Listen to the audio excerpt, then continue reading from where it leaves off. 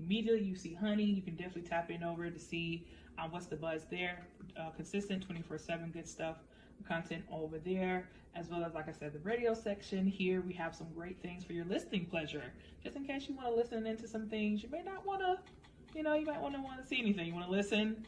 And last but not least, we have the video section, which is a repository of all the wonderful content that has come up and things that will be airing very soon. So I'm very excited to see what you guys think. So take some time, go through each tab, and really just dig into the content here. And make sure you guys are rating us, and we're just happy to see you guys do this content. My name is Queen K, and I'll talk to you guys soon.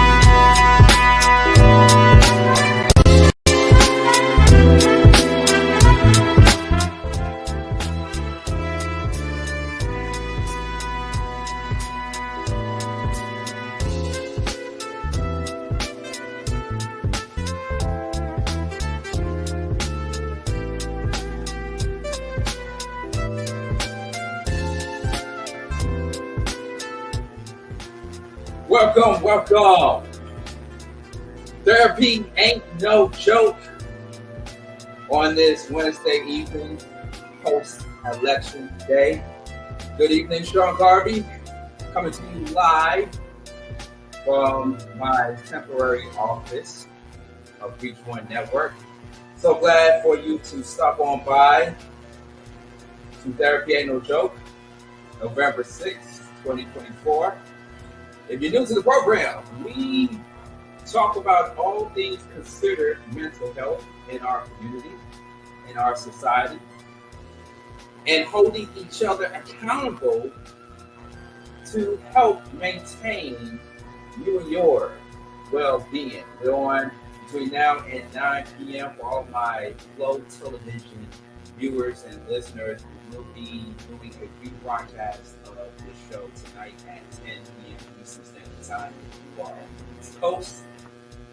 And I know I said that I was going to take a hiatus from doing anything live for the next few days as we switch over from StreamYard to Riverside. But I couldn't resist.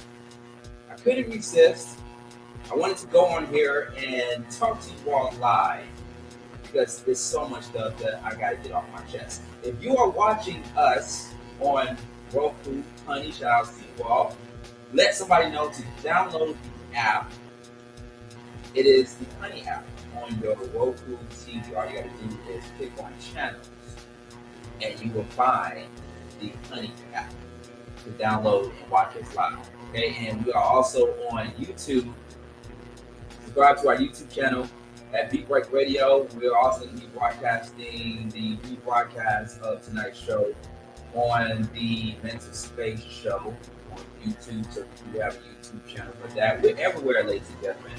We're everywhere, so there is no excuse for you to not watch me and my guests live on the air. We are everywhere in front of your streaming devices. But meantime, between time, like, share, and subscribe to our YouTube channel at the Mental Space Show. We're going to be live on there momentarily around 10 p.m. Eastern Standard Time. Tonight, it's been a day. It has been a day. And like I said, I did not plan on coming on the show live tonight. I wanted to take a few days to recompress and to do some different things with the technology that is in front of me to give you all a better experience in how you watch my show, obtain my show, consume my content, and all that great stuff. But this is the day after the election. I'm gonna go ahead and switch up the beat for one moment, like we normally do on Therapy and No Joke. And normally on Therapy Ain't No Joke, we get a sip of it. By the way, for those that may be wondering what kind of coffee mug this is a Florida coffee mug. And I know the name of the state might be a bit triggering to you all right now. And I'll explain why later in the broadcast. We do have a guest that's going to be joining with me in the next hour of Therapy and No Joke around 8 p.m. Eastern Standard Time.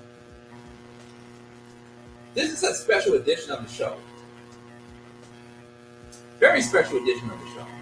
If you're watching me live on YouTube and on Honey and on my Instagram, I want to make sure that I say Instagram at Sean Garvey ATL because we're broadcasting live on Instagram at Sean Garvey ATL. How this whole system is set up is where we don't only broadcast live on the streaming devices, but we also broadcast live on social media. We want to reach to as many people as possible via social media, via streaming devices, wherever you are at right now.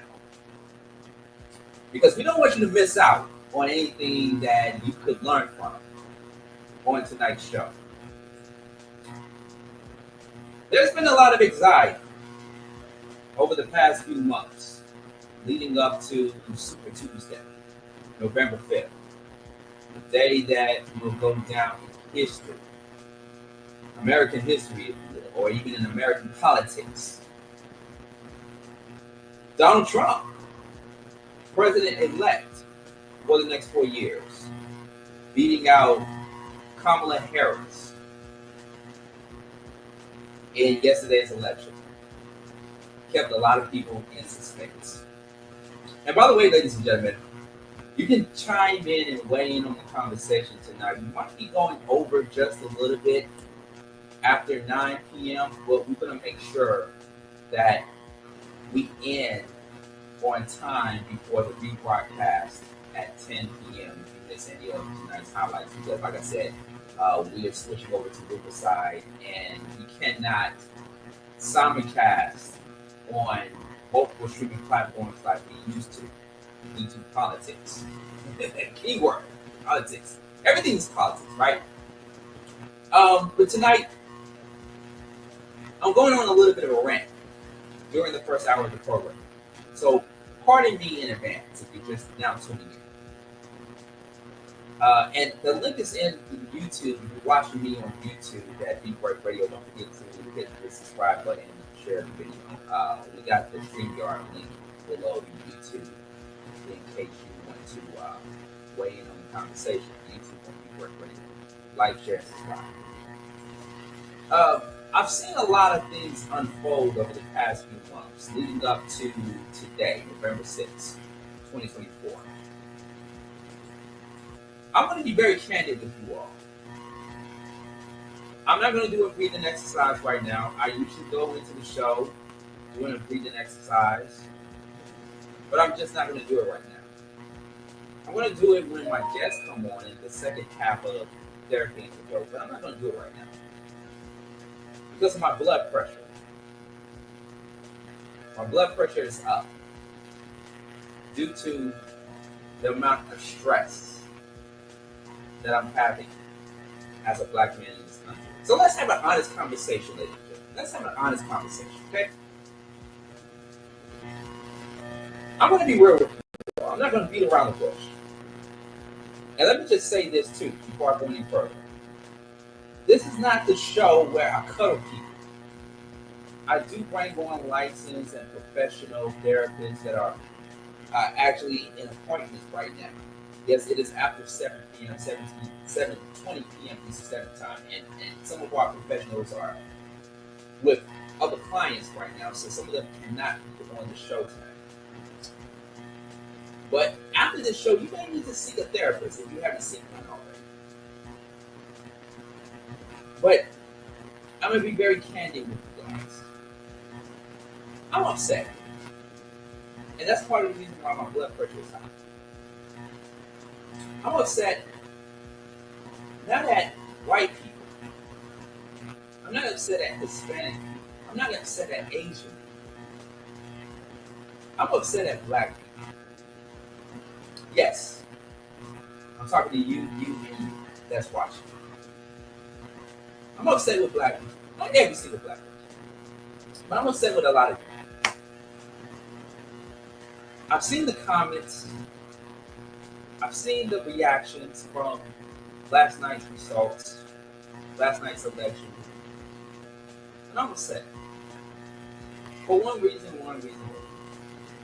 And it's not because of Trump winning last night and is now president-elect.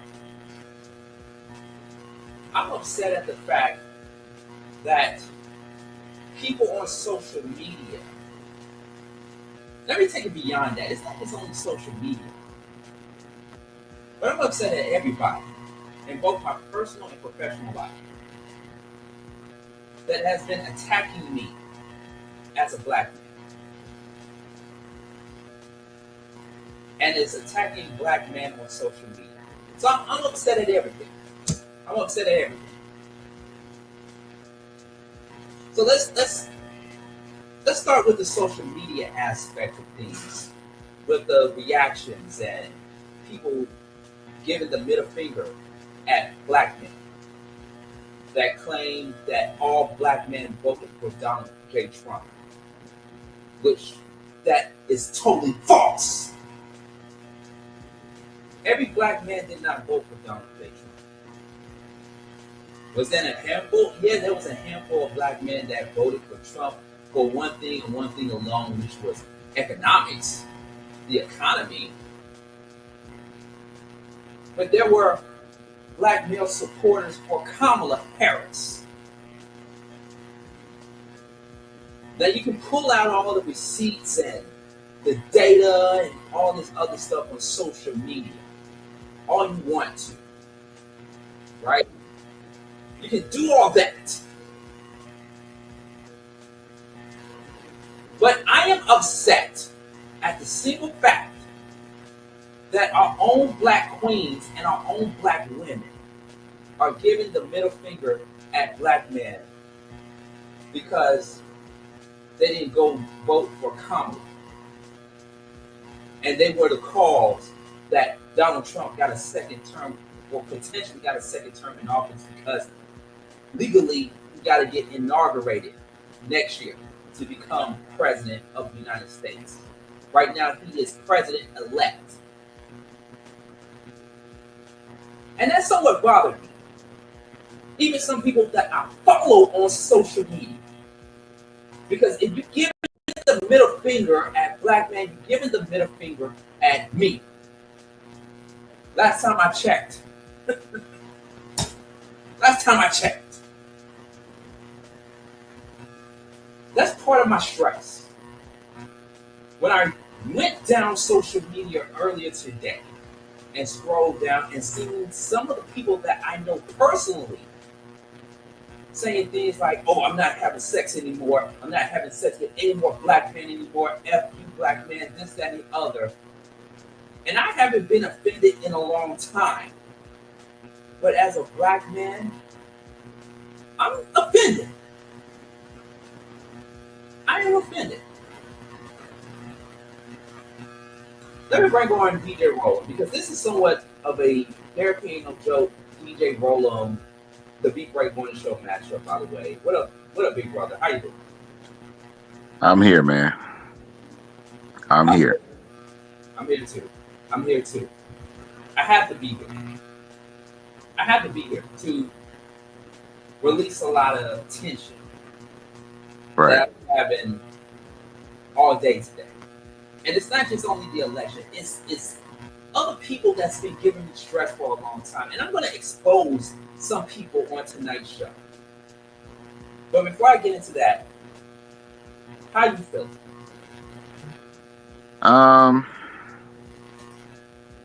I'm glad this DJ posted something that is so daggone true.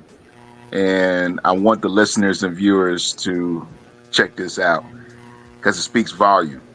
And a lot of folks probably didn't think about this part. I won't go back a while if the listeners and viewers know about the show called Different World. There was an episode, basically, the episode was about a character of Kimberly Reese was on there, and her father got shot. And they took Kimberly Reese, the character Jasmine, the actress Jasmine Guy, and who plays Whitley Gilbert, her best friend at the time. They weren't dating yet. Kadeem Hardison played the actor of Dwayne Wayne, Yeah. and another friend of Kim Reese is I forgot her name, but she played the character Freddie.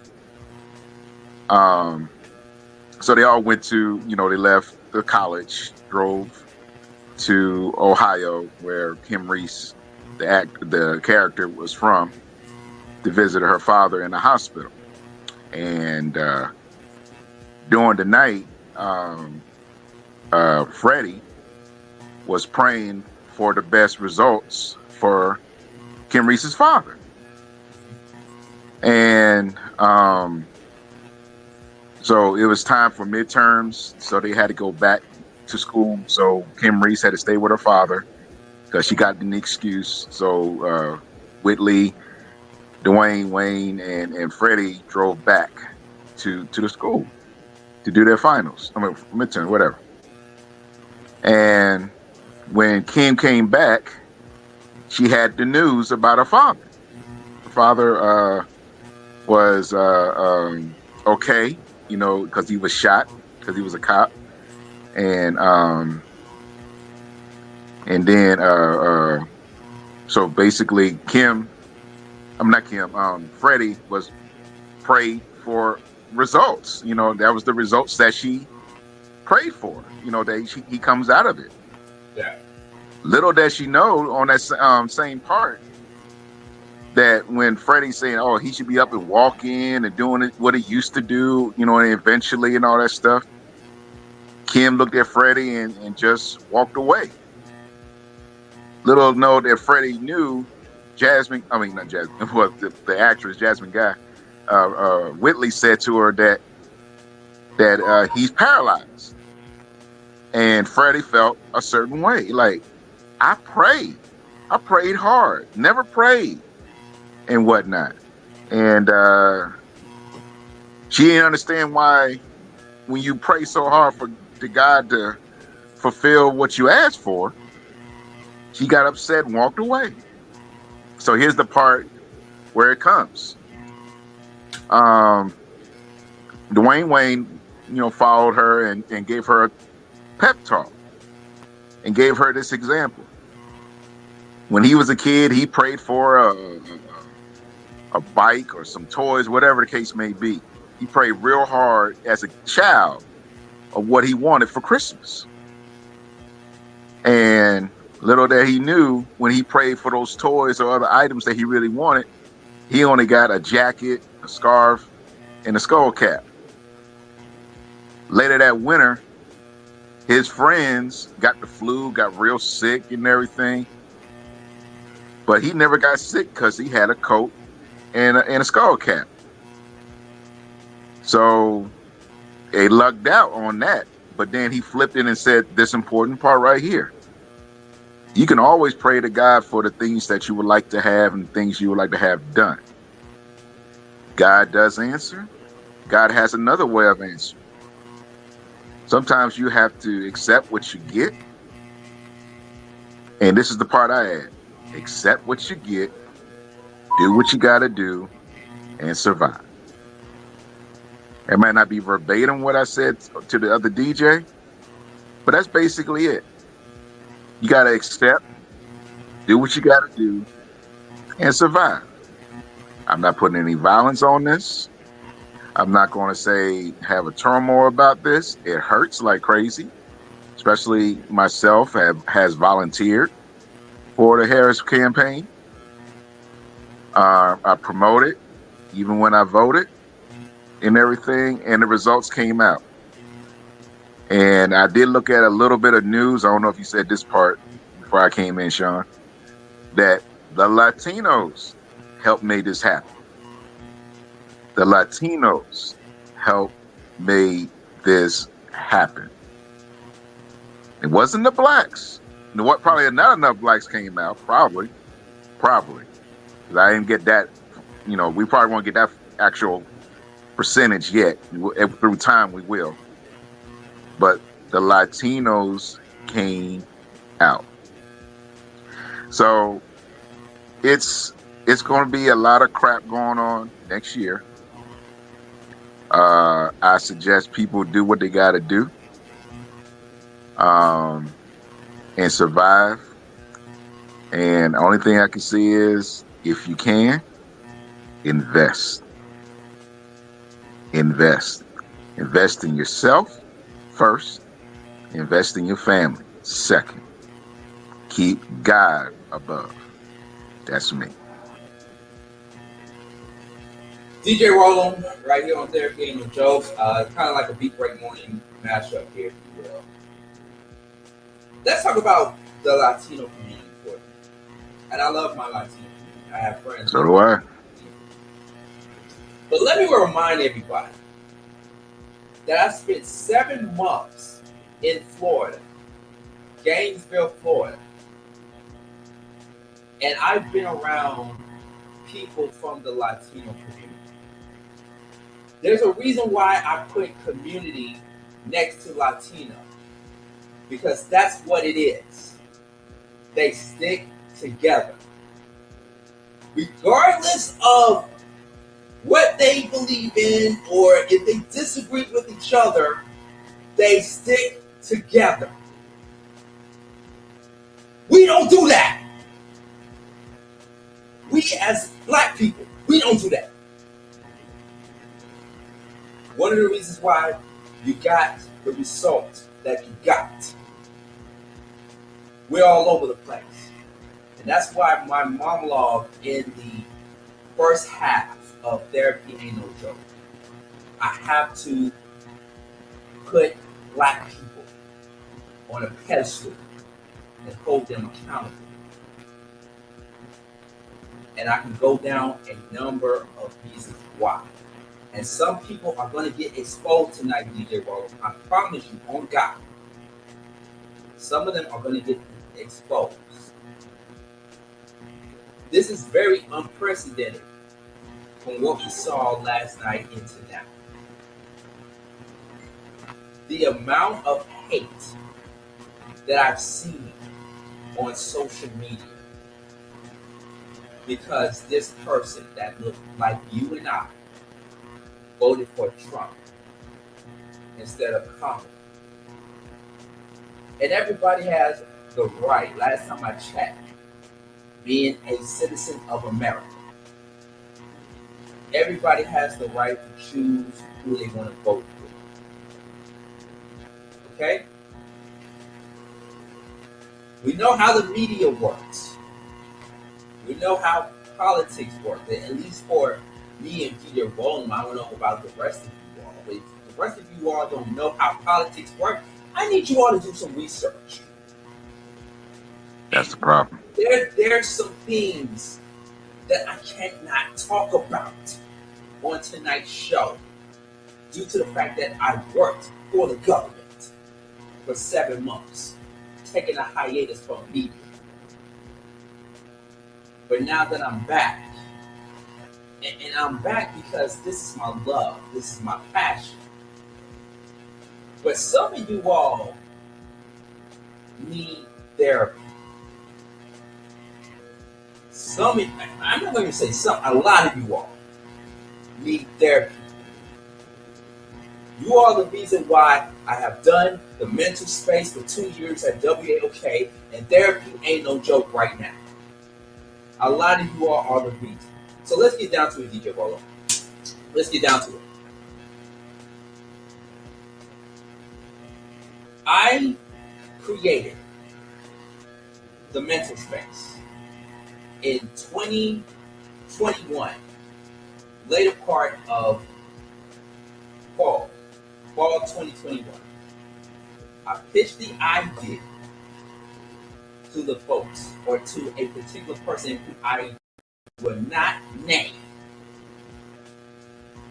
at News and Talk 1380 WAOK in Atlanta.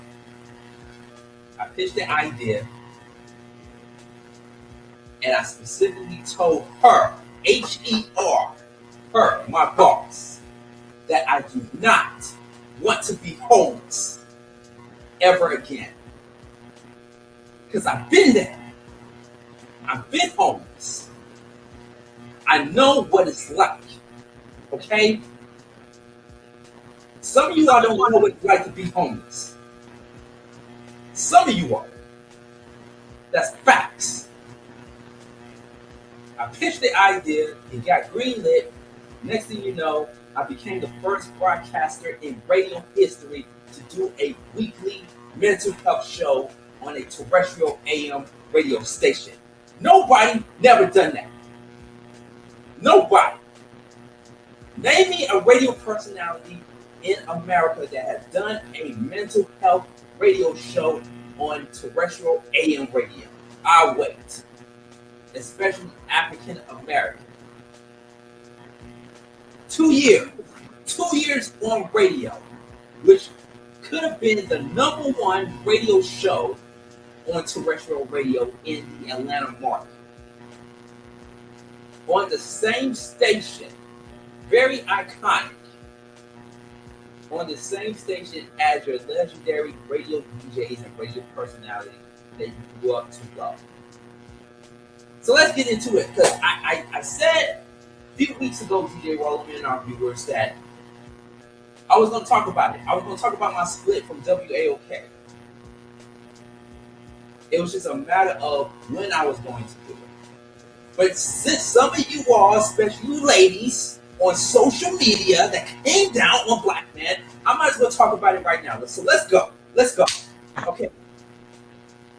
Let's do it. Let's do it, DJ Rollman. You ready? Let's go. If you know anything about radio, especially if you're coming in the gate as a board operator / radio producer, producers don't make a lot of money in radio broadcasting, believe it or not.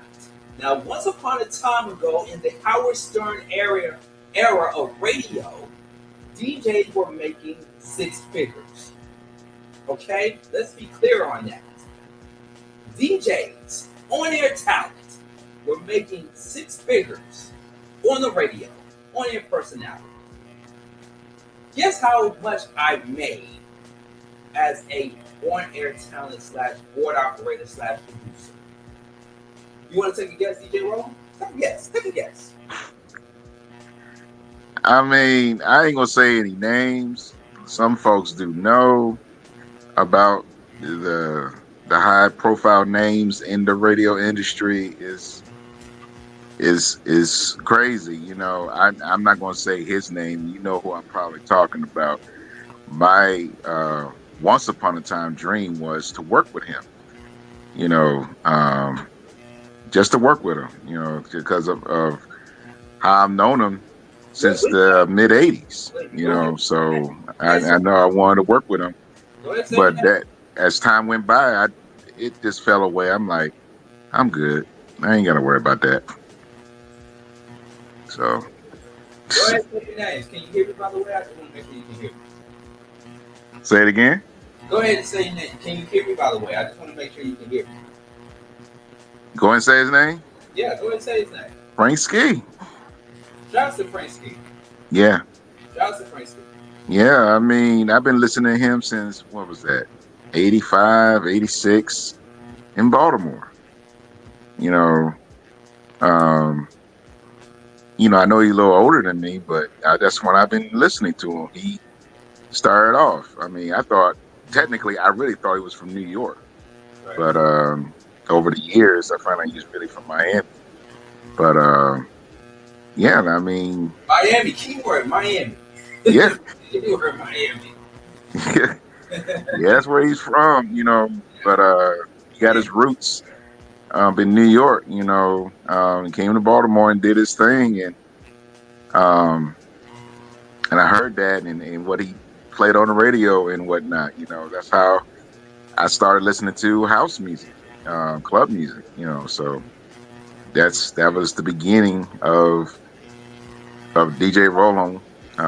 Back then, it was DJ Dave in the thinking mode. You know, how to put music together. You know, because I used to Yeah. use double deck tape decks to mix and Right. whatnot. No mixer, and figuring out how to capture pieces of beats. So I was like Beat Street, you know, in some senses, what I was doing in the early stages of DJing. So, Yeah. um, so yeah, I mean, he did his thing, growing, and I really like his ambition and how he wanted to grow. That's what I really liked about it too, because he wanted to take it to the next level. And that's what you do, Sean. You want to take it to the next level. You always want to take it to the next level. You've been doing that since I've known you. Right. I always want to take it to the next level, and that's what everyone should do. Yeah, we're talking about the results and everything, but you got to know what you want to do, as in to make yourself better. No matter who's in charge, but you got to figure out how to make yourself better. Revamp and look at yourself. Really write out, not just think it out. Really write out. I'm going to work on my weaknesses on writing stuff out and getting things rolling, because the next 4 years it happens again, you know. So hopefully I'm in a better state, mentally, financially, spiritually, and whatnot, and try this thing again. The only thing I hope is that my son doesn't get affected with this crap. That's the only thing that's on concern of me, dealing with him. I believe he's going to be all right, but you never know about, you know, some folks, you know, especially when he progresses in being an adult, because he's an adult now, but get older and he's not in Atlanta anymore and he's out wherever. Hope he makes the right move and he doesn't get targeted just because he's Big Sean. I thought you were going to say the other word, but Nah. But let me just peel back a little bit. You know, when you brought up Frank Steele, hopefully you can bring Frank Steele on Jerry, because I know we've been through a lot this year. I had someone. This is when I was working at WAOK 1380. I had someone in the sales department say to me, "Sean, you sound like another Frank Steele." I thought he was going to say the other personality from Atlanta. I was like, oh, interesting. So, me being an on-air talent, not just a producer for many of the shows that WAOK carry, but I have gotten ears of people that have compared me to other radio personalities, and that says something, TJ Roland and our viewers out there, that Sean Garvey sounds like a Frank Steele. Okay, cool, kudos to that, all right? But Sean Garvey sounds like Sean Garvey. Okay? Sean Garvey sounds like Sean Garvey. So that's what I've been doing for 2 years at WAOK. Well, what happened, right? Because people still to this very day ask what happened to Sean Garvey. Why did he split from WAOK? So it goes back to the question that I asked DJ Roland a few minutes ago. How much do you think we behind the scenes get paid in radio? Hardly none. We get paid anywhere between $10 an hour to $12.50 an hour, part-time. This is an educational moment for you young folks out there that want to get into the radio business, that want to step your foot in the door in the radio industry. You get paid $10 to $12.50 an hour, starting pay. Okay? Unless you know someone that has a certain type of relationship with you, because in this business, it's all about relationships, right? I was declared as the #1 producer at WAOK, the first producer that produced every show on WAOK than anybody else. And that's facts. That's facts. #1. #2, first person to do a mental health show on WAOK. That is facts also on a weekly basis. Now, this is what happened. I wanted more money. So to all the women that are saying F you to the black men on social media, I want you to follow this story because this is very important, all right? I wanted more money. I wanted to be promoted. I wanted to upgrade to a higher position in radio than just an on-air talent. They would not give that to me. They wanted me to stay in my lane. And you have heard some other radio personalities that have said the same thing. Wanted you to stay in your lane. I'm like, okay, cool. Then this new other opportunity came into place for me to make more money. So I'm like, if you put in my 2 weeks, I'm out. But I want to take the mental space with me because that is a show that yours truly created. And they didn't want to do that. They didn't want to do that. So you know what they did, ladies and gentlemen? They terminated me. They let me go a week before I was supposed to do a proper sign-off on the air. That's what happened. As a black man trying to move up in something that I've been doing for 21 freaking years in broadcasting. 21. I know some of you all haven't done your research on who I am, and that's fine. That's okay. That's fine. But maybe after the end of the show, you would do some research because you would know that I have done more in radio and TV broadcasting than some of your favorite personalities. I believe that. And that's super facts in the word of the big yes, it's super fact. So all these black women that are attacking black men or wanting to vote for Donald Trump or wanting to go for a different side, I need you ladies to understand the struggle that us black men go through each and every freaking day here in America. Of us trying to simply just pay our freaking bills, survive, and provide for our loved ones and for our families. This is crucial time right now, ladies and gentlemen, whether you want to believe it or not. Now, my brother D.A. Rowland used a good analogy from the show A Different World. I know for all of my HBCU people out there, we have a different episode. You can check out my episode with Rashawn Ali as we talk about HBCU and mental health on demand. But I need you all to know the truth, okay? So since we're using analogies, I'm going to use this one. Let's go. Good times. I grew up on Good Times. You all remember Good Times, right? There was an episode where this young politician came to the Evans family and was trying to get them to vote for him because he had all these great ideas for the black community, for people in the Chicago projects and all that great stuff, right? And this older guy came in and said, well, I have a better idea for black people. And the Evans family didn't agree with that. But guess what happened in that episode of Good Times, ladies and gentlemen? The older guy, who we can assume because it's been a minute since I've seen that episode, the older guy won the election. The younger guy didn't. And you know what James Evans, who John Amos, God rest his soul, who passed away this year, played James Evans. You know what he said to the young politician?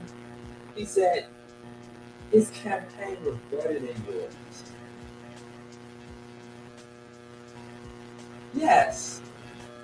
Yes, ladies and gentlemen. That was a rare episode on Good Times. And that's what happened right now between Trump and Kamala. Because let's be honest, Kamala's campaign was ran off of entertainment. Trump's campaign was ran off of economics. I don't think you all understand the severity of what's happening right now in this country. So, like some of the women that I spoke to offline, who said to me, Sean, how can we get black men to be leaders in our community and to get these high-paying jobs if they cannot get them? And it's the women that are taking over. That's what one woman said to me. No cap. So that's why I'm stressed out, ladies and gentlemen. I'm stressed out by the comments. I'm stressed out by the comments. I'm stressed out by the fact that people who know me for 21 years in broadcasting want to, excuse my French, but shit on my name because I decided to take a different route outside of terrestrial radio and build my own. Let me ask you all something. How many of you all have donated to Reach One Communications?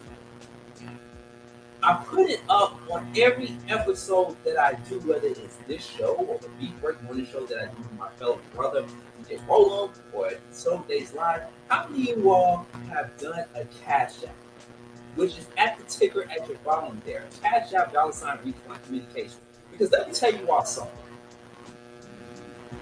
I have more people supporting Tyler Perry than me. And I'm from Atlanta. You all support Tyler Perry, whether you like his movies or not, but you cannot support a black person who has a startup entity that's trying to showcase positive content that's showing black people in a positive light. But you sit around and complain. Here it comes. It's now elected in office. And give Here it comes. At black people. I'm disappointed in you all. And let me add something else to that. This. True story, because like I said, we're exposing people tonight to the road. Because you all made my blood pressure at a 8.5. Can I say something, sir? Go ahead. All right. This is my story. We also got Tig. Yeah, we on a high blood pressure moment and whatnot. Because I ain't really find out until this morning. My resolution to high anxiety, high emotions, when you're just completely mad, pissed off, get some water. Don't resort to liquor and whatnot. That's definitely not the solution to it. Water's pure. Well, that's what I believe, because there's a whole lot. Let's just say this: it's healthier than alcohol. We just say it like that. But that's what we're going to have to do is re-examine what we got to do. Do I have all the answers? No one does have all the answers. No one can work as if something can happen in a blink of an eye. No one. I don't care who he or she is. It ain't going to happen.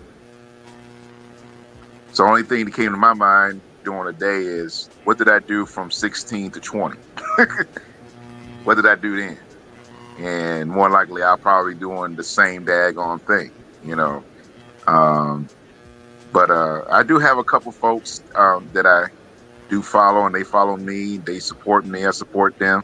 They actually are Trump supporters. And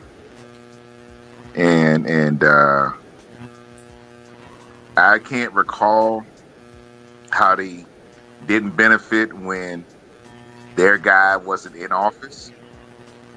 But I ain't gonna be on this too long because I gotta go. But I just want to say this, going back to what I originally said. You can pray and and hopefully that the best results will come.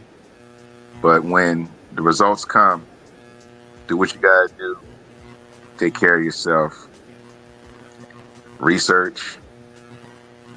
And at least he can't control Google, because Google is going to be off the chain for the next 4 years.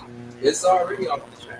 I mean, it's off the chain, but I'm talking about like for educational purposes, because they're already taking out some books and they're going to even take out more. So you can't stop Google. So luckily, Google will be intact. Google's going to try to figure out how to get more money, because they're going to be using up like crazy. That's what's going to happen with that. They're going to figure out we getting an extra influx of users. You got to figure out how to get some money. That's the only bad thing that might be coming up, but that's what's going to happen. So to figure out some money after the end of the broadcast here. They once again cash out. $ Reach One Communication. But definitely support the show. Yeah. Support Sean Garvey. I mean, the man is real. He's facts. You know, he and I definitely give back, but definitely keep this going.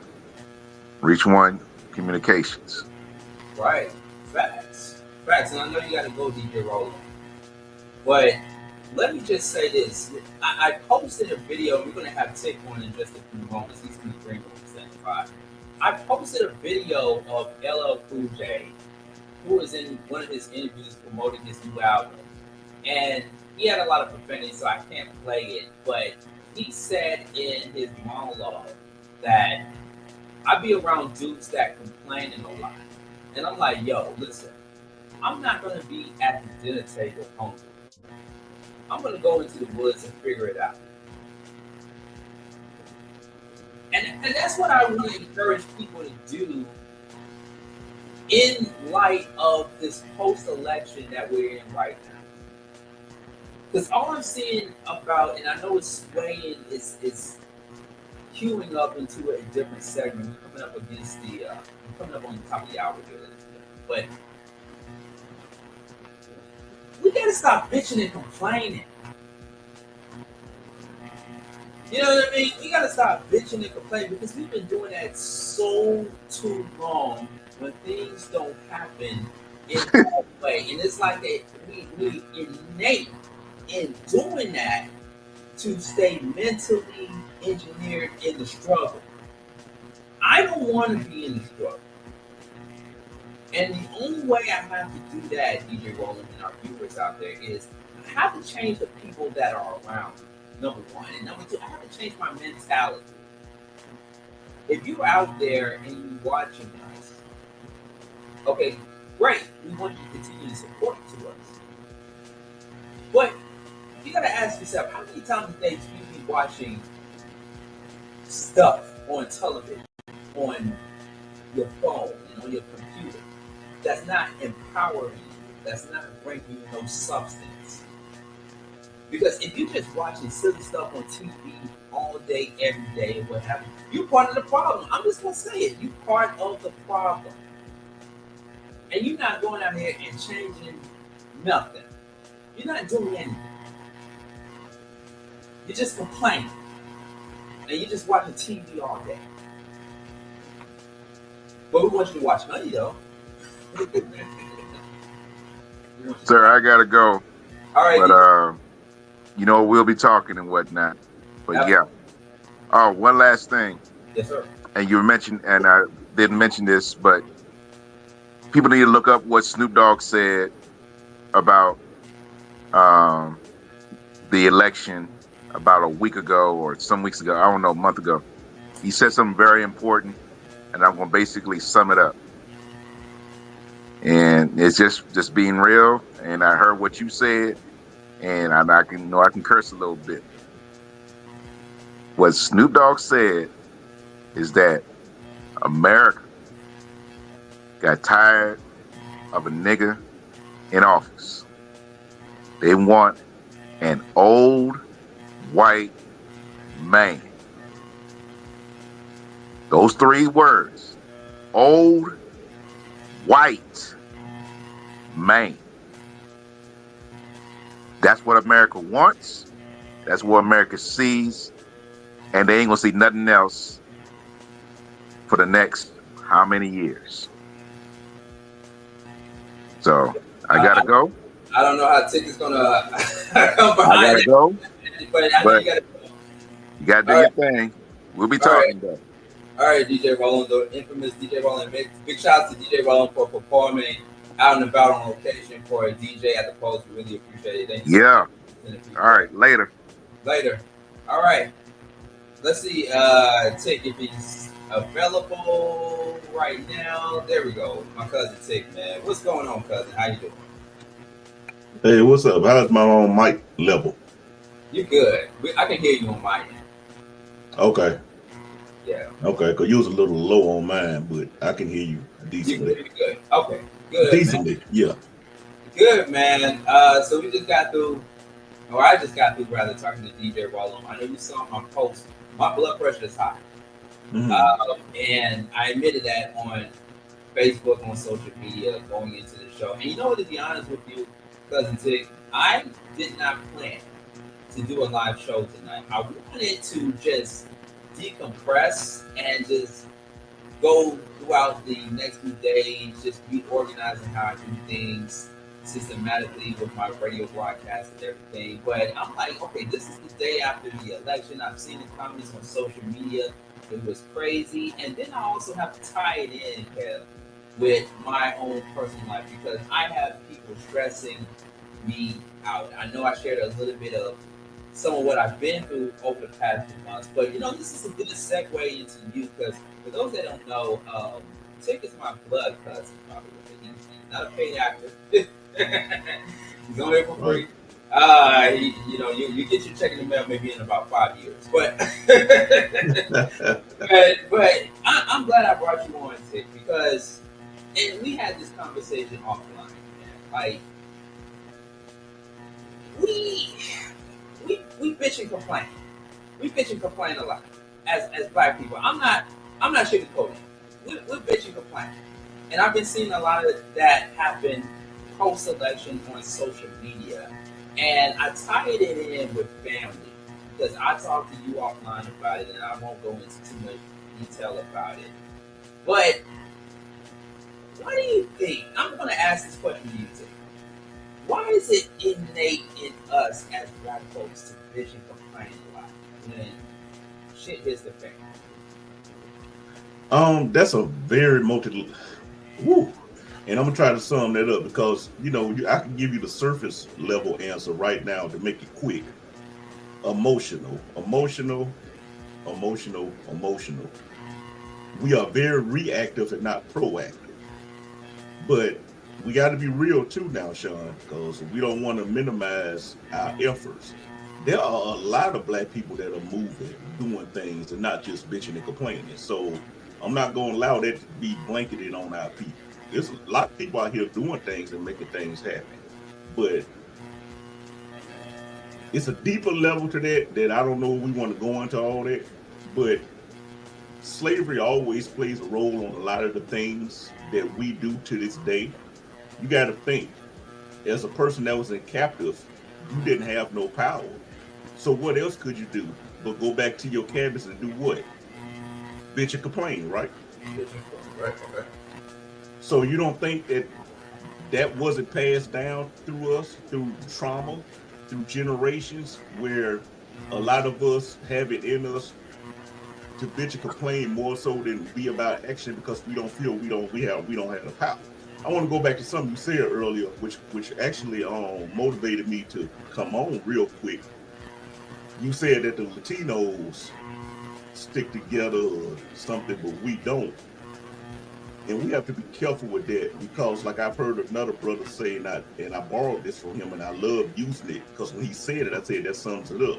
You got to remember, with black people in America or in the diaspora period, it's not that nothing is wrong with us, it's that something happened to us.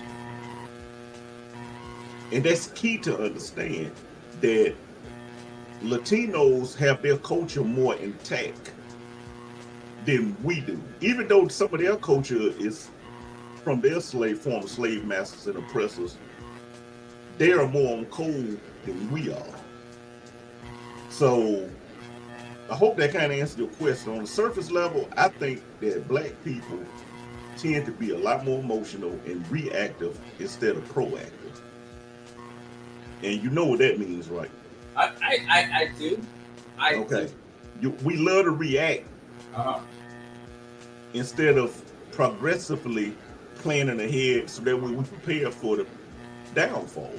We wait till the downfall to happen and then we like, oh, I can't handle it. Oh no, what we gonna do? That's a problem. But let me say this. What I'm saying is, and I'm going based off my observation, my life observation when I step outside the door. And like I see a Latino grocery store, I see a Latino cell phone, I see a Latino stores in one big ass plaza. When I see a black owned company, it could be a phone store, it doesn't matter. It could be a black owned company in an area or in a city where everything else is white owned. And it's like, okay, what's wrong with that picture? Because I know, especially in Atlanta, we have a number of black-owned stores, black-owned malls, and black-owned stores and what have you. But it's like they only are in that one particular block. And then everything else is not black-owned. But then the Latino community, they have their own stores. They pretty much almost shut the city down where I'm coming from. You see what I'm saying? I just think everything to me in our black community is we got to be competitive against each other. You said we have to be competitive against each other. You talking about black people? You saying that negatively, like we got to be a competitive. Right. I'm not saying that. Yeah, I'm not saying in the sense of we have to, but it just seems like we got to be competitive with each other because. But why is that, Sean? I just answered that for you. Right. Why is that? I mean, it goes back to what you said. I mean, it goes back to slavery. Something happened to us. Something happened to us. Yes. Now, I'm not making excuses because, like DJ Roland said, with Google, it's too much information out here right now, to still be walking around a 2024 mental slave. So I'm not making excuses, but the facts are the facts. Majority of black people, and people, period. I'm not going to give all these other people all this credit like they super woke. Most people are surface dwellers. They live within the surface. That's most people, period. That's not just black people. Okay. But here's the difference. Those other people that's on the surface level have a system and a machine behind them. We don't. Think about that. Okay. Think about that for a second. Okay. You can live on the surface level if you have a machine or a system that's well ran to your benefit. We don't have that. We can't afford to stay on the surface level because we don't have a well-ran machine. Think about that. Yeah, I'm thinking about it. That just hit me. And look, man. Sure. This has been an ongoing, bro. People have been talking about this ever since the quote-unquote Emancipation Proclamation, and even before, man. The problems with black folks Da da da da da da da da da. We've had many ancestors, many master teachers, many scholars, many psychologists, so on and so forth, to lay out blueprint after blueprint after blueprint. So that's why I don't even really, like I told you before, I really don't even like talking about it because it's repetitive. Yeah. But I try not to get too down on my people because I know something happened to us. And I never want to lose sight of that to where I'm pointing the finger like, oh, you just stupid. You just stupid. You innately this. No, don't ever miss that. Not saying nothing hasn't happened to other people. Because, some people say, oh, well, this, but I'm not doing that. I'm only talking about us. Something very seriously bad happened to us, and we still haven't 100% eradicated it. Yeah.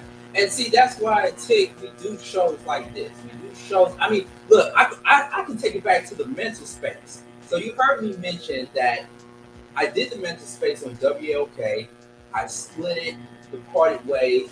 My last episode was on Willie Lynchism and mental health, where I had Dr. Jillian Watley, a YouTuber influencer. I also had someone from the NAACP called into the show to break all that down, right?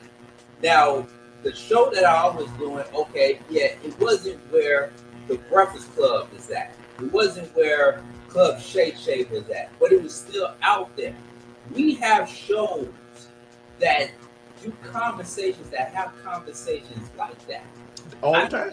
You know what I'm saying? I just think people were just engineered to want to, people in our community that just engineered to want to hear the stupidity, that want to hear the ratchetness, this, that, and the other, than the actual shows that me and you be doing. Because we got the internet, like you just said, we got Google. We got the internet, we got a influx of shows like this that have these uncomfortable conversations. Definitely. That's what I'm saying. But Definitely. Yeah. Facts. But all people enjoy ratchet stuff, but it's just extremely detrimental to us because, like I said, of where we at in this time of day and at this point in history. Now, I want to kind of get back on subject because I don't want to be on too long here. I just wanted to chime in real quick about as far as this election. I'm not gonna put too much of my business out there because, like you, I work for corporate America and I know this is public, so I'm not gonna go too deep. So, but my decision for this election, the decision that I made it because I felt extremely pressured and bullied this election. And I wonder how many other people felt that way. Because I'm a natural system bucker, and I don't like feeling like I'm being forced to vote for someone. That word freedom is a funny thing. People love preaching freedom, the freedom to vote. Your ancestors died for your right to vote. But what they mean is, what they really mean, they died for your right to vote for the way they think you should vote. Because I've asked some people, and for the record, I didn't vote for Donald Trump. So let me put that out there for the record. But just to mess with some people, I asked them, I said, well, if you want me to go vote, is it okay if I go vote for Trump? Because that's freedom. That's my freedom, right? Right. They don't like that. And I don't like that. Freedom is a very tricky word because it goes multiple ways. Freedom don't just work towards your confirmation bias. Freedom is not just for your side of the coin. Freedom means the freedom to choose either or nor. That's what freedom mean to me. Yeah. That's freedom. So I ain't gonna say what I did, but just know politicians and people that deal with voting, your bullying tactics, your pressure, your over pandering, it really kind of moved me the wrong way. I don't like that feeling. Cause I'm not gonna go too deep into that because, like I said, I can really yeah. Right. Right. Well, tonight's topic, of course, is meant to get people to come on and talk about how they feeling after the election results. Because I thought going in it was going to be like, okay, well, all right, Trump won again. It is what it is, but we got to do better as Black people. We got to do better as a community to move forward, to push forward. But just from all the negative stuff that I've seen take on social media as a Black man, and I'm always dealing with so much stuff in my personal life, right? It just adds on to my high blood pressure to where I can still do my show right now. And I'm glad to have you came on to, because we're family, right? And I'm gonna be very candid with you, and I'm not gonna really, talk too much about it. But Tick is pretty much one of the few family members that support me. So really, on some real stuff, like 7 months I spent in Florida, not doing too much of media. I've been pretty much building this whole regional communications thing and therapy and joke and stuff like that. And Tick has been one of the few people that have really been supportive of what I'm trying to do. And it goes back to what I said earlier, and I know you gotta go Tick. And it goes back to what I said earlier. You got people out there that supporting Tyler Perry. In Atlanta, like he's already worth billions.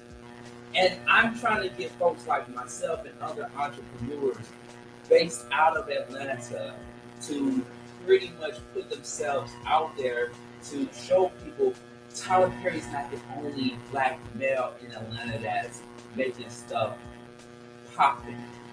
I think most people know that. Us. Mm-hmm. You need to support us, but I can't get that same thing from my own personal family.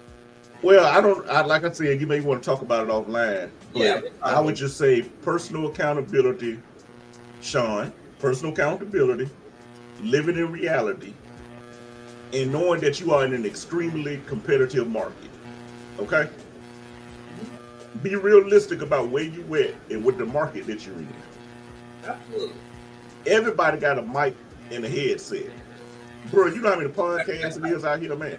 I know you probably know better than I do. It's close to 1 million right now. Oh, I did. So you just put that in your own perspective. When you get down on yourself or when you start questioning things, your first thing is to do is look at the market you're in. Absolutely. And be realistic about that. Absolutely. Also know when to unplug. If that stuff really bothering you on social media, you can literally just turn your phone off. Yeah, thank you. Literally. Go watch TV, go play a video game. I don't know what you do for your leisure, but yeah, get off of it. I got on social media. I know you're not only saying that to me, but I know you're saying that to everybody that, is on social media. Right, but I'm mainly talking to I'm talking to you, but yeah, of course, it could go to anybody. But yeah, I got on social media today just to watch how many people are emotionally flipping out.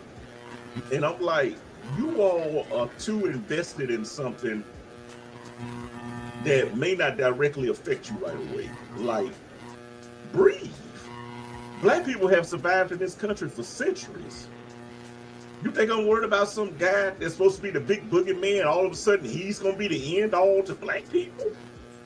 How much faith do you got in your people? How gullible can you be to think about all the things we've been through in this country that's tangible? Not conspiracy theories, not plausible, not fantasy. I'm talking about tangible things that has happened to us in this country that was very painful over centuries. And guess what? We still here, Sean. Yeah. Yeah. People talking about putting Black people back in slavery. Do you think Black people in this country, now you got your exceptions, obviously, but as a rule, do you think Black people in this country for to let anybody this whole country will burn up? Absolutely. So what I'm saying, people, use some common sense. Don't let them panic you. Control what you can control, because that's something I had to learn in my life, Sean. Control what I can control, and what I can't control, just hope I come out of it enough where I've survived. Cause when you start trying to think you can control everything, or and you get too emotionally invested, that wears down on you, like with high blood pressure, and it can lead to stroke and all type of things. It can make you angry in your own home. You coming home cussing your kids out, cussing your spouse out, cussing your sister, your brother out because you really mad about something on social media. Come on, y'all. No. The election is the election. Kamala lost, in my opinion, because she didn't have a personality. She came off fake. But she is most deaf qualified for the job. Now, let's be honest. Educationally, she's qualified. And I think she would have been a good representative. But her charisma and her personality was just not connected with people. Right. That's why I said earlier. I said that her campaign was ran off of entertainment. Bad move. It was just ran off of entertainment. And Trump's too, to a degree. Hey, let's not leave. Trump is trash. Trump is entertaining. I wouldn't say Trump is entertaining. Because he has charisma. Like Obama, he has a personality. For good or for worse, America is a popularity contest. Haven't we had this conversation before, y'all? Don't we know this by now? Are we in La La Land? Almost everything in America is a population. It's not population. Popularity contest. It goes with what you were just saying earlier about, and I hope you're not just singling out Tyler Perry, but people like Tyler Perry. He's more popular than you. You and Tyler Perry could get on here right now and have two different agendas, and yours could make a lot more sense. More people gonna still go with Tyler Perry's agenda because they know him more than they know you. And let me just say this for the record: I love Tyler Perry. Tyler Perry. He's a respect to that brother. Yeah, absolutely. I don't agree with everything he does, obviously, but hey, man, he's a mover, and he made it from the ground up. Respect to him. Right. But what I'm saying is though, Ted, and I know you gotta go. What I'm saying is, I'm good. I wish people don't complain so much when you have people out here that is doing some stuff. Just like what you just said a few minutes ago. You said that there are people actually in our community that are actually doing stuff on every day. Yes. But they don't get to shine as these celebrities or these content popularity contests. Yes. Right. It's a popularity contest. Yeah, but that's the world we live in, Sean. Unfortunately, that's why you will always have the same boring two-party system. I'm so bored with the two-party system. I'm so bored with it. People claim they vote for their interests, but most people vote based on the game they're in. They're just like Crimson Bloods. And it's funny, they both red and blue. I'm sure somebody already, you got a red side and a blue side. It's like I'm riding with the Democrats, I'm riding with the Republicans. I'm so tired of that. I would love for a person to be able to come up from the dirt that's not part of neither party and have an actual chance. But we know they don't. Because of what? America is surfaced, and it's not just America, I'm sure this is worldwide, but I only can speak for the country I live in. America is popularity based. Yeah. And I think another thing too is people forget that this is a business. This is a business. America is a corporation. Yes. Politics is a business. Yes. And may I suggest a book to you, and I think I've told you about this book before, or to anybody that may be listening or listening later. It was a very interesting book I read called The Price of the Ticket. Okay. I can't remember the author's name right now. But I read that book one time and a half, but I didn't finish it the second time because it's a very interesting book on the game of politics as it applies to black people. Sure. And I think a lot of people should read that. I think, and it's a very, of course it ain't perfectly unbiased. You can't be but it's fairly unbiased. It's fairly unbiased. Yeah. Yeah. The Price of the Ticket. Check that book out. It has Obama on the cover and Malcolm X on the cover. They like the split screen. Oh, yeah. But yeah, it's a very good book. I try to tell people that made me look at politics differently. And by the way, it's not an anti-voting book for anybody thinking that it's one of them type of books. Right. But you should check it out. Okay. Yeah, I'm gonna definitely check it out. Well, and I love you, cousin. Good, always good talking to you. I know we talk about all things considered hip hop, but when I put that post out there on social media and you responded, I was like, you know what? Let me just invite him on to the show and just get what he needs to get out in this day and time after the election. It was just so many emotions that were running through so many people Yes. in our community and outside our community. I just felt like, this is a conversation worth having because we gotta, like I said, and I know I'm imparting this so many times, but we gotta stop eventually complaining and just do it and just go out here and do it. Like, support Tick. I mean, Tick, you got a book, Gold 50. That is still out there. Go and support him and support me and Honey and Reach One Communications. But like the women that are online saying that they're gonna stop having sex.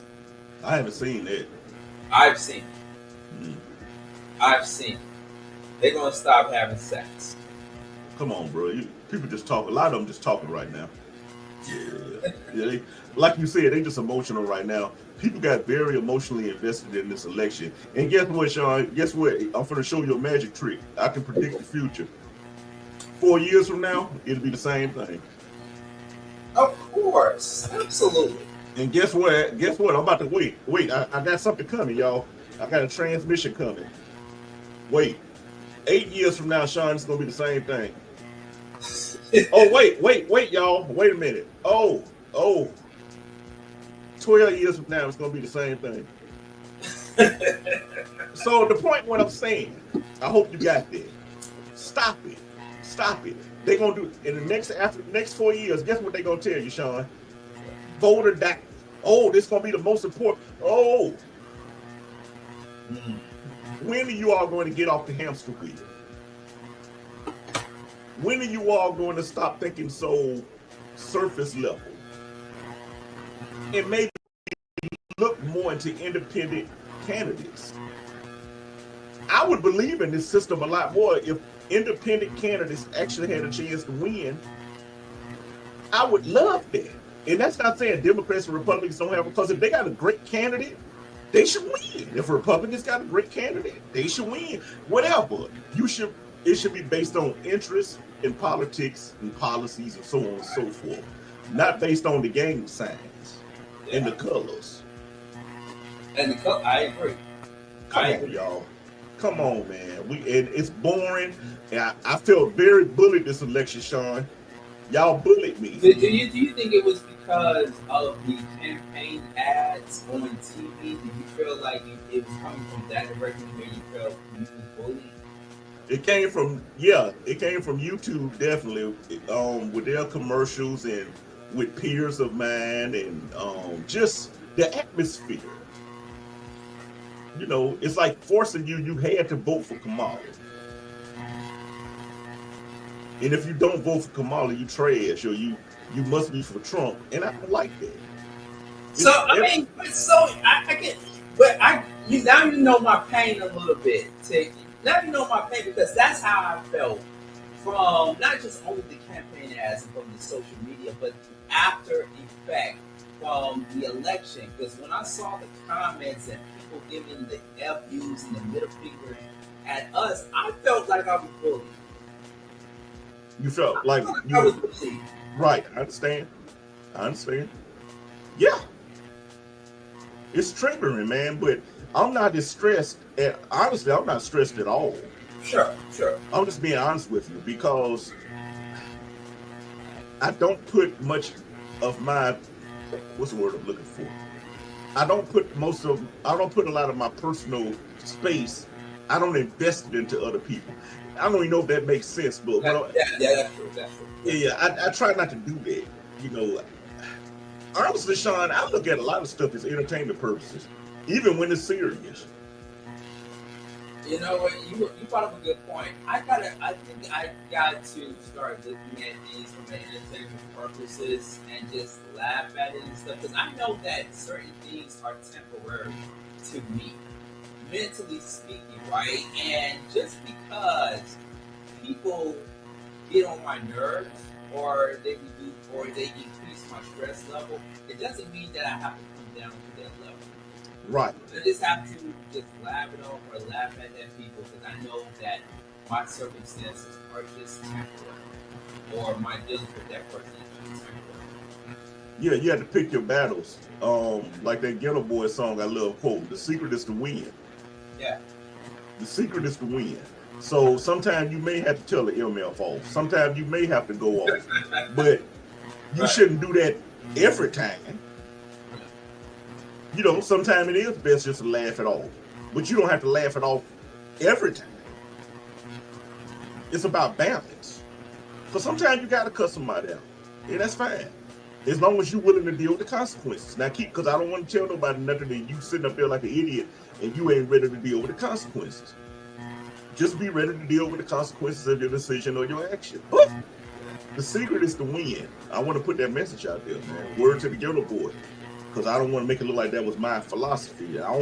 But that's why I first heard it. The secret is to win. Yeah. Yeah. You know what? You're right. I gotta, and this is our own therapy session, right? Once again, this is therapy in your show. This is why this ain't your show. Because, you know, from what Tim is saying right now, you gotta pick your own battles, right? And I'm learning every day to pick my own battles and not just let people get to me. Because there have been people that have gotten to me and to my stress level to where I got high blood pressure, you know, and I gotta realize that I'm not trying to die anytime soon. I mean, I know we're gonna transition. Right, but you ain't trying to push the button too early. Exactly. You know what I mean? I mean, I've had people stress me out the past few weeks, even in family. And I'm not gonna even get into that. Yeah, I got you. You know? But you allow, but a lot of that you allow. And not just you, anybody. Yeah. You have to know how to set boundaries. Right. You have to know when to say no, when to back off. You have to know when to hold them. Know when to fold them. No, I don't remember the rest. But you remember that song? That's real. Yeah. Yeah. Yeah, man. But yeah, bro, you remember I told you about my ice cream eaters? Well, it's not mine. I got it from somebody else. But what he said about ice cream eaters, man, it's a lot of ice cream eaters out here. They just here to eat ice cream. And you up here arguing with somebody trying to put all these deeper levels of thought and conversation, and all they thinking about is strawberry ice cream. Right. You just gotta let people be. You know? Yeah. You just gotta let people be, because what you know that that person doesn't know or what have you, it just doesn't compute with them, and that's fine. You just gotta let them be. You know what I'm saying? You just gotta focus on you and focus on your well-being. So I agree. Yeah, but don't let them get your blood pressure up, cause unplug, get off social media, and you'll find you something to do. So yeah, find you something leisure to do, man. Something mindless. Unplug and chill out, cause these people drive you crazy if you let them. And I see people going like real crazy over this election, and I'm like, hey y'all, like you just said, you'll mess around and pass. But life goes on, and you done died over some crap. And the same people that you let stress you out, they still living. Let me tell you something real quick, Ted. I remember when I was in high school, and this is when George W. Bush got elected to the presidency. I want to say for the second time. And then, you know what? It probably was the first time, because President Obama was elected in 2008. When I was in high school, right, and someone in my class, when they got news that President-elect George W. Bush Jr. was going to be the next president of the United States, that person in the class, once again, I want to remind people, this is when I was back in high school. That person in the classroom said that, oh, you're going back to slavery. Are you serious? I am dead serious. Wow. Now think about that. I am serious. Wow. Like agorist. Think about that. So I'm glad. See, it's a cycle, man. We on the hamster wheel, bro. We on the hamster wheel. Like I said, in the next 4 years, 8 years, 12 years, 16 years, it's gonna be the same conversation over again. Vote or die. It's the most important election of your life. Oh, if you don't, it's corny, man. I'm tired of it. Yeah. All right. Our ancestors, yes, they died for the right to vote. No doubt about it. They wanted to be able to participate in the voting system. But they also died for you to have the freedom to do what you wanted.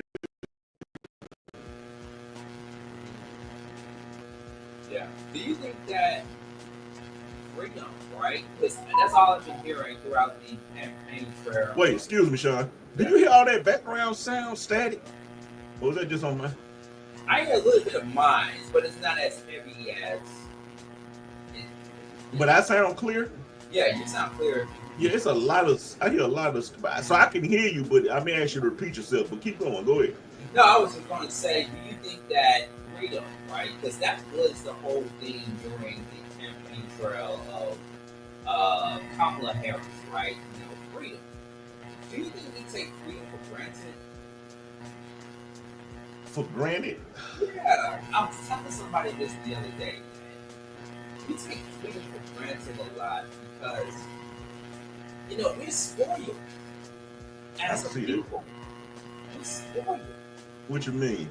Spoiled in the sense of, and I remember my Aunt Charlotte, shout out to my Aunt Charlotte from Bronx, New York. I remember she reconnected with me in the 90s, right? And I remember she told me that she asked me this question. It was a hypothetical question. And she asked me, Sean, do you really believe that people would give up their fancy cars, their Escalades, and all that good stuff for the revolution? And I you said for what? Give it up for what?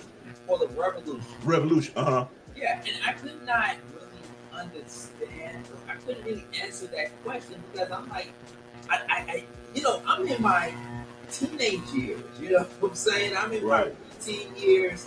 I didn't really understand that whole consciousness stuff that she was really trying to educate me on and everything. But now at 40, I now understood why she asked me that question. The question, once again, just to repeat it for those that didn't catch it, do you think people would give up their fancy cars, their Escalades, their nice cars for the revolution? No. That's derived from the fact that it's the whole spoiled thing. No, they were not. Because most people are scared of the unknown. Like you said, we're comfortable now. Most revolutions are born out of a necessity. And even though we have some necessities that we do need to revolt for, our comfort outweighs our, how can I put this? And basically what you just said, we're way more comfortable than we are in distress. Most people are pretty comfortable. And you're not going to have a revolution out of comfort. I can't think of a historical revolution that has ever happened out of comfort. I'm sure it's an exception to the rule, but I promise you, as a rule, most revolutions happen out of necessity, out of uncomfort. So you said that we take freedom for granted. Yeah. I can see that now. Yes, yeah, we definitely take. But I would say more so we look at freedom very one-sided, like I said earlier, and that's what I don't like. And I've brought this up numerous times on social media throughout the years about different subjects. Freedom don't just work the way you think it should work. If we can accept that, I think a lot of us, what I perceive as freedom, you perceive as freedom, maybe two different things, but they both are valid because that's what's freedom to me. That's what's freedom to you. But you may not like what I view as freedom. But you're the same one saying we all need freedom. See, but when you hear about what I perceive as freedom, no. We can, but that's a problem. Another funny thing, and I know people probably ain't gonna like this. Oh Lord, when you think about religion, you got two people praying. Some people praying for Trump to get in office. Some people praying for Kamala to get in office. Trump got in office. Do that mean God favors Trump? Or vice versa? If Kamala won, does that mean God favors Kamala? It's funny to me when whose prayer got answered. Or I know somebody will say this. Well, Kevin, that's not for you to question. Maybe he won for something later. You know, it's all kind of ways you could be in there. But I like to put things simply. Two people praying. Matter of fact, I got an example for you. It's a meme I saw one time, and I can't remember it was like a shark, or maybe it was a wolf or a bear, but it was some type of predator. And it was a human. And the human was praying, please let me catch this bear. But they showed the bear praying, please let me be able to eat this human. That's pretty deep. I get You get what I'm saying? Yeah. So if the bear gets to eat the human, do that mean that God favors the bear? Or if the human but come on, Lord, it's funny to me, man. I find something like that funny. Yeah. I remember you brought up the terms natural selection. I remember in one of our conversations we had, you talked about natural selection and that people are naturally selected to survive, naturally selected to die, naturally selected to be born into a certain type of family, rich and or poor. And I didn't get that at first, to be honest with you, but now I got it at 40 because you start to question a lot as you get older, you know, and you start to think like, why naturally selected am I in this position? You know what I mean? Because I've done everything right. Like, it goes back to earlier what I said in tonight's show. I've done everything right. I've done this for the radio station, and they still did not. And I know we talked about this offline a few months ago. I did everything right, and I did everything that I could for the radio station, but the radio station and I still had ties with each other, and it led me to pursue other endeavors to where now I'm in a position where I have my own TV company, I have my own CD company, I have my own radio company and everything. So, I mean, is that off of naturally selection, or is it just God's will for the Almighty, the Most High, to put me in the seat that I am in now? And see, that's not for a human to answer. See, I'm not one of the people that's going to sit up here and act like I got the answers. It's all theories. I mean, it could be easily said, the decisions you make predict the future steps that will happen for you. So it could be just that simple. You made certain moves, certain decisions. This is the outcome. It could be that, or it could be divinely motivated.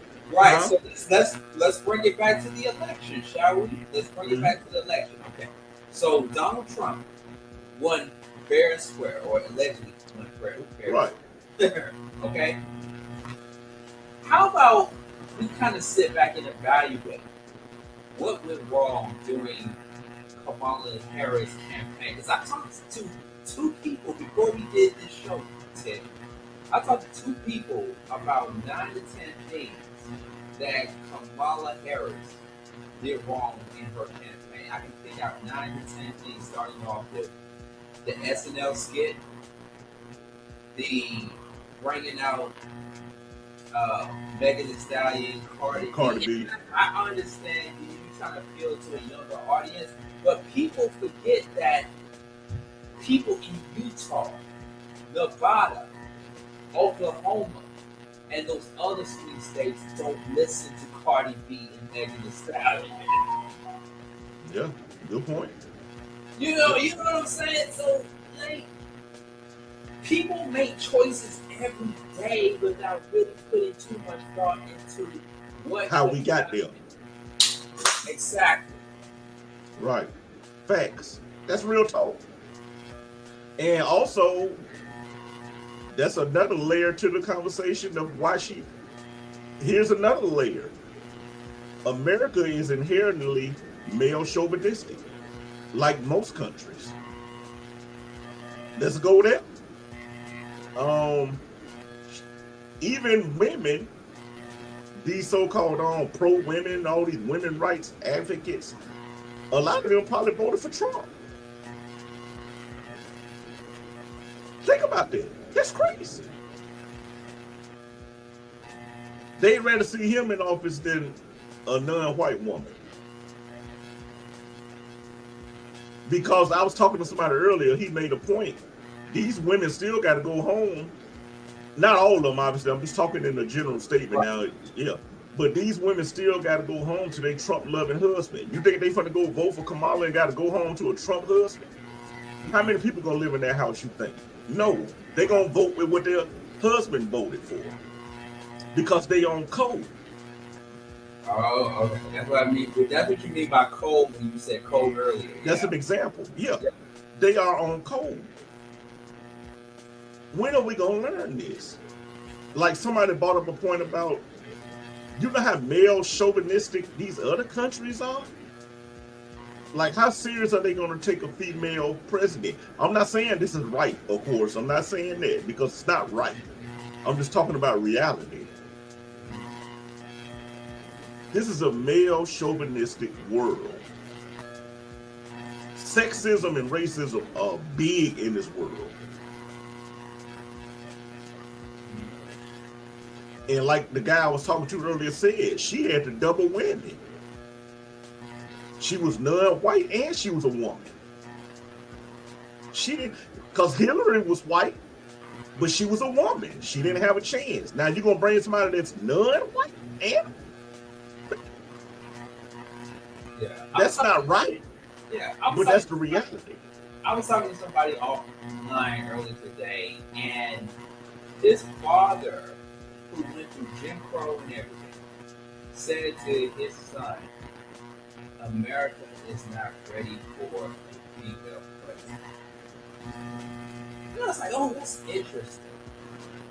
Because my retort to that was, you don't want to, how can I put it to you?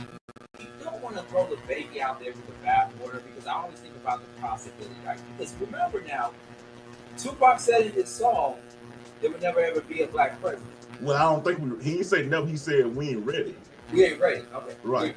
We ain't ready for a black president, but we ended up getting one anyway. A blackish one? Yes. Yeah, I say that the only way you can get a woman president, and this is just the opinion of Sean Garvey, and the opinions to, I want to make sure I put this disclaimer to, the opinions and views does not necessarily reflect those of Each One Network, there being no joke in any of this broadcast. I think that the only way a woman can get into office is if it's coming from a Republican party. I agree. That's what I said too. I agree. Right. That's a good point. Yeah. I can see that. They would have to have no choice. Yeah, if they had that's a good point. Yeah, if they had a white female Republican candidate, she would have a chance over a black male Democrat candidate, for example. Yeah, but I'm just tired, like I said already, man. I'm just tired of the whole two-party system, same old. You know, I'm tired of it, man. It gets boring, repetitive. Well, at least the commercials are done. You know, the ads. Yeah, it should be done. We're done. But that's it. Oh, and let me show you this real quick. Wait a minute. I'm gonna show you how. I know my friend gonna give me for this. Wait, hold on. By the way, ladies and gentlemen, we got Mia in the stage room, in the green room, I should say. She is standing by. She's gonna come on in just a few moments once after my cousin Tick gets offline, and she's gonna throw in her 2 cents and everything pertaining to last night's election and the election results. If you just Tick in, there being no joke, we're talking to, and I know I haven't been putting out the showrunner throughout the entire show. We just had so much going on. You know what happens when whenever emotions run high, and as host and producer, you don't really do what you're supposed to do. But the showrunner for tonight's show is how are you feeling after the election results? And my cousin Tick, he's about to show me something what he lost on. I thought you was about. Oh, you know what? I remember seeing this on your social media live earlier today. First name and last name spelled out the same. This is a friend of mine. And he sent this to me in the mail. And this just pushed me over the edge. When I saw it, I'm not going to lie. I'm not gonna lie. Yeah, Tick. That is scary to me. Yeah, I didn't like, and that, I mean, not him now, because I know he don't mean nothing bad at all. He was just doing his civic duty and trying to promote voting. So that's not nothing against my friend. Let me make sure that's clear. But just the idea, I just thought this was so, and I found it more funny than anything. But it pushed, I was like, you know what? No. I know my decision now. When I saw that picture for the first time, I thought that was a picture of Sidney Poitier. And I was like, you know that Sidney Poitier passed away. Right, yeah, no, that's my friend. yeah, from my old friend of mine. Yeah, I've been knowing him since I moved here from Chicago back in '92. So he's a real, good older friend. But yeah, when I saw that, I looked at that mailbox, Sean. I said, I know you kidding me. So they got me too. They wore me out. I feel bullied. I feel beat up. Yeah, I'm like, yeah, y'all have made my decision for me. Oh, wow. So yeah, and that's why my little moniker under my I self-define says I'm just happy to be here, man. And that's what I'm living with. I'm glad to be still living. And I'm gonna control what I can control, and I suggest that to my cousin and anybody else. Control what you can control, and what you can't control, try to take care of it the best way you can, and just hope you come out of it still alive. Right, absolutely, facts. Rhonda says I'm getting off the wheel. What that mean? I'm getting off the wheel because you mentioned earlier people need to get off the hamster wheel. Oh, gotcha. Yeah. Okay. Well, yeah. We need to get off the wheel. A lot more people really need to start looking more out of the same old. Because you know what they say about insanity? We've all heard it. Insanity is doing the same thing over and over again, and what? And expecting different results. Oh, but you get the same result. And like I told y'all, I'm a magic genie. I got special powers. Remember, I predicted 4 years from now, we're gonna be it's gonna say the same thing. It's gonna be voter died and your ancestors died, and it's gonna be the end of the world. It did 8 years, 12 years, 16 years. Remember, y'all heard it here first. Yeah, and you didn't hear it on The Simpsons. If you didn't hear it on The Simpsons, because they're very good at predicting. They heard it here. I predicted that because of my magic power. Okay. That's what we're going to roll with. Fair enough. Yeah. Fair enough. All right. Cousin Tick, love you, man. Got to bring you back on the show one day. All right? And we'll talk offline. All right. Peace, everybody. All right. Peace. All right. Therapy ain't no joke. It ain't no joke. Trump, 295. Harris, 226. That is the outcome. Yep. Whew. I need a break. We got Mia, who is getting ready. Hi. Hello, Mia. Hello. Yeah, we're doing a grab bag tonight for tonight's show. We get people's thoughts and insights from last night's election all the way up to now, people's reaction on social media and everything. We're going to take a quick break. We're going to bring you back on in just about 4 minutes. Okay? I'm going to allow you to give your 2 cents on everything. Because we spoke off the air. You were very passionate, just like my cousin was. Yeah. Uh, I'm having a hard time with Eric. Okay, okay. And I want to remind people, Mia, that anything that you missed from tonight's show, there being a joke, you can go on demand, Beatwork Radio. Make sure you follow us there and click the like, subscribe button.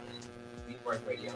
If you missed any of tonight's show, and we want to remind people that please send a donation. Please support the podcast, support the show. $ Beach Communications. Right? There being no joke. I feel a little bit better, Mia. Before we go into our commercial break, I feel a little bit better. I had a high blood pressure. Yeah, social media. Oh, that's good. I'm glad you feel better. Yeah, I had a lot of people. That's no joke. Man, I'm so tired. I know. High blood pressure is not a joke. No, it's not. It's not a joke. It's not a joke. Are you taking anything? I am. What are you taking? So I am taking, I don't know if I can say it from here. I know I am taking some organic herbs right now. Big shout out to Dr. Dixon of Aloe. Okay. It's just so hard to hear. I'm so sorry. Oh, here? Okay. Do you have any earbuds or any headphones that you can get while we on commercial break mode? Yeah, let me hurry up. Okay, take your time. We're going to take a 3-minute break, and then when we come back, we're going to get Mia to come on, and so she can drop in her on election night, and how she's been feeling after the election, or even during the election. So if you want to hit the news, the link is at the bottom. You are tuning in on YouTube, and we're going to be right back after this word from our PSA. There being no joke. There ain't no joke right here on the show. We'll be right back after these messages. Hey, it's Soundbar.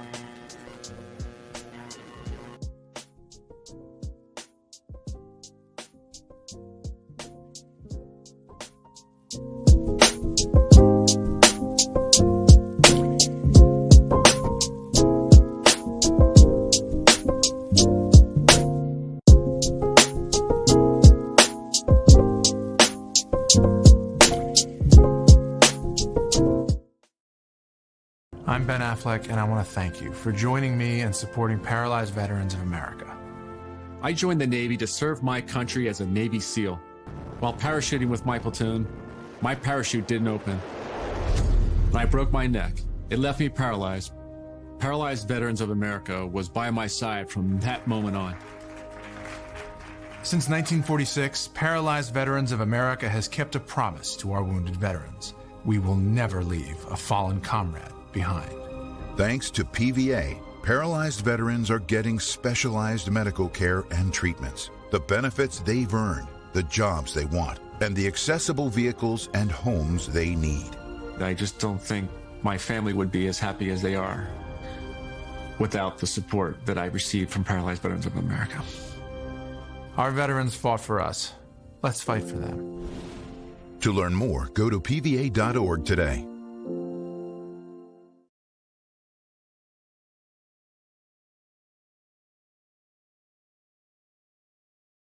I'm Ben Affleck, and I want to thank you for joining me and supporting Paralyzed Veterans of America. I joined the Navy to serve my country as a Navy SEAL. While parachuting with my platoon, my parachute didn't open. And I broke my neck. It left me paralyzed. Paralyzed Veterans of America was by my side from that moment on. Since 1946, Paralyzed Veterans of America has kept a promise to our wounded veterans. We will never leave a fallen comrade behind. Thanks to PVA, paralyzed veterans are getting specialized medical care and treatments, the benefits they've earned, the jobs they want, and the accessible vehicles and homes they need. I just don't think my family would be as happy as they are without the support that I received from Paralyzed Veterans of America. Our veterans fought for us. Let's fight for them. To learn more, go to pva.org today.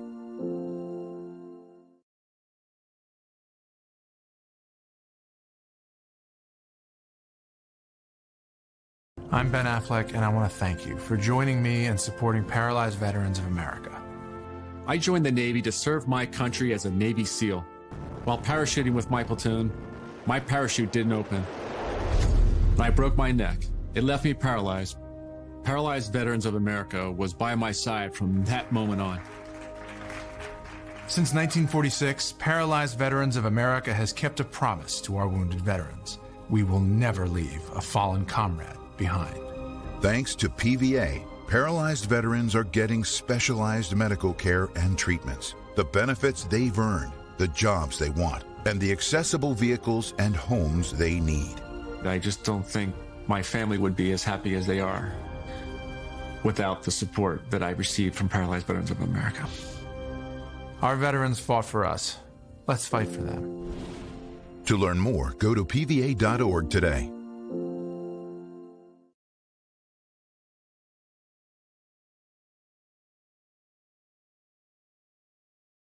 I'm Ben Affleck, and I want to thank you for joining me in supporting Paralyzed Veterans of America. I joined the Navy to serve my country as a Navy SEAL. While parachuting with my platoon, my parachute didn't open. And I broke my neck. It left me paralyzed. Paralyzed Veterans of America was by my side from that moment on. Since 1946, Paralyzed Veterans of America has kept a promise to our wounded veterans. We will never leave a fallen comrade behind. Thanks to PVA, paralyzed veterans are getting specialized medical care and treatments, the benefits they've earned, the jobs they want, and the accessible vehicles and homes they need. I just don't think my family would be as happy as they are without the